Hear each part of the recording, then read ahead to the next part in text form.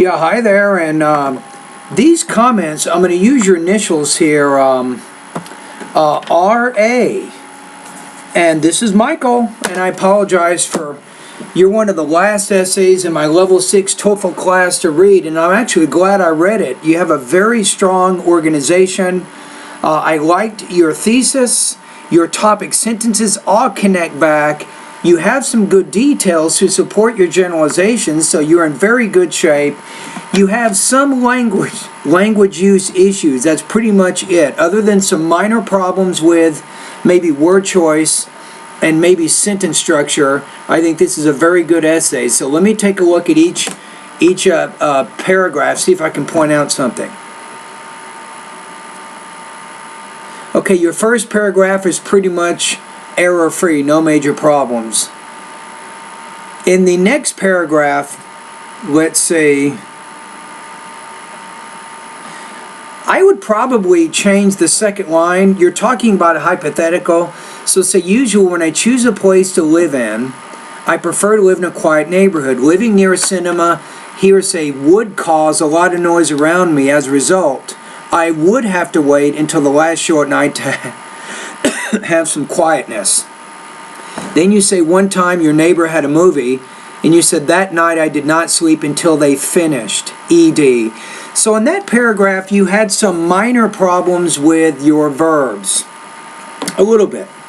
Okay, let's go to the third paragraph. Let's take a look at something here. Let's see.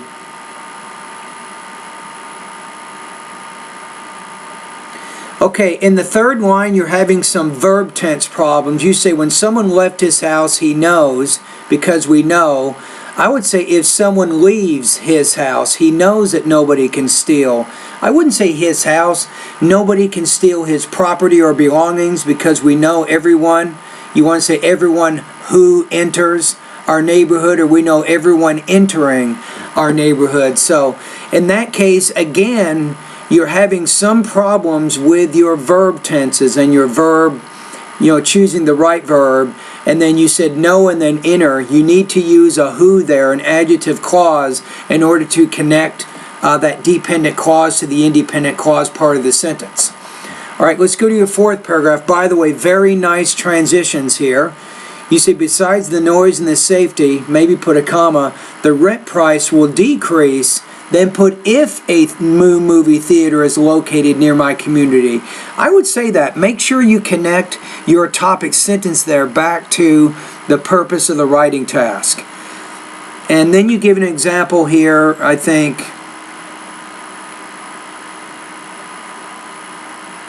I think that's pretty much it there. So, let's take a look at the rubrics now. I'm going to put you in the 3 range. I think you're good with your organization and your development. You have some problems with your word choice and sentence formation, but it wasn't a lot of trouble here. It wasn't like you're a bad writer. You actually have very good experience with what you're doing. So I'm going to put you at, I'm going to put you at 3.75 out of 5 right now. I think that you have fairly good organization development, and you have fairly good control of your grammar and your vocabulary, right?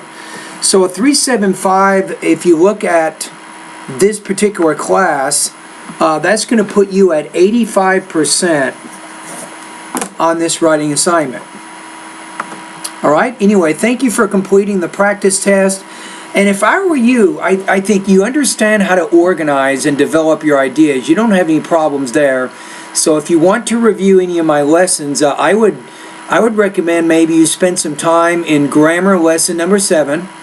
That's going to take you to the website. It's called A Writer's Reference by Dana Hacker. And I think if you spend maybe 1 to 3 hours a week there, and you can focus in the grammar areas of that course and focus on the sentence style, the word choice, and all the other areas they have set up there to help you improve your editing and your writing proficiency. Anyway, thank you for completing the practice test, and very nicely done.